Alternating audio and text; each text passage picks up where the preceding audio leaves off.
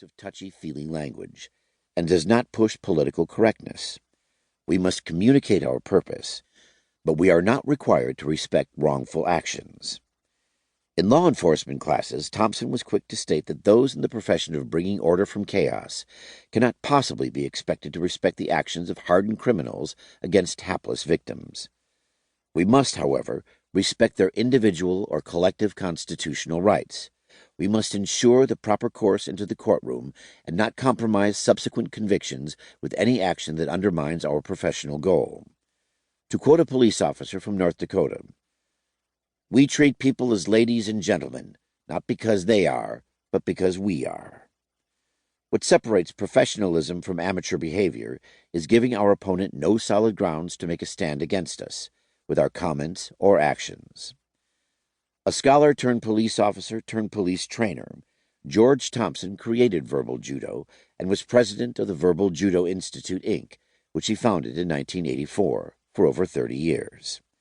Doc trained his first associate in 1985, followed by many others, all dedicated to teaching his principles with the same enthusiasm and commitment to changing how we view conflict and resolution. Institute clients expanded quickly beyond the arena of law enforcement into corporations and business, the airline and cruise industries, the medical profession, and the field of education, and have become hugely popular with government employees in city, county, and federal offices. Operations were developed and expanded outside North America, with offices in Australia, Africa, and Scandinavia, and the books have been published in several languages, making the reach of Verbal Judo global.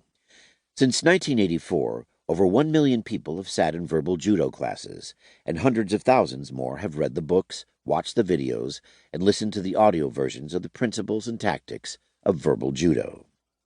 The life work of George Thompson has become a force of its own through Verbal Judo and the Verbal Judo Institute, Inc. Imbued with his spirit, the program will continue to spread and envelop the world, one person, one profession, one nation at a time, until his vision is complete. The Institute will continue to promote new writings, new video and audio works, and new programs to meet the demands of a world that seems sometimes on fire. We at the Verbal Judo Institute, Inc., and our Verbal Judo family thank all our clients who have supported us over the decades. We will be here always with the message George wanted us to carry into the future. We thank all of you for your continued support of Verbal Judo, with Pam Thompson now the CEO, and your continued vigilance in helping us protect Dr. Thompson's legacy. The sad passing of Dr. George J. Thompson III has left a hole in our hearts, but his program and ideals will move forward. We promise. Lee Fjellstad and Pam Thompson, and the rest of our family in the United States, Mike Manley, Doug Haig, Steve Wappershaw, William King in Australia, Darcy Pennock in Canada, Bo Munte in Sweden, and Don Gold in Africa. Please visit the Verbal Judo websites, verbaljudoglobal.com and verbaljudoinstituteinc.com. A decade later. This little volume you are holding in your hands, Verbal Judo, The Gentle Art of Persuasion, battled to survive when it was first launched into the crowded book marketplace in 1993. But little by little, readers began to embrace its hope-filled message of better relationships and better communication through empathy.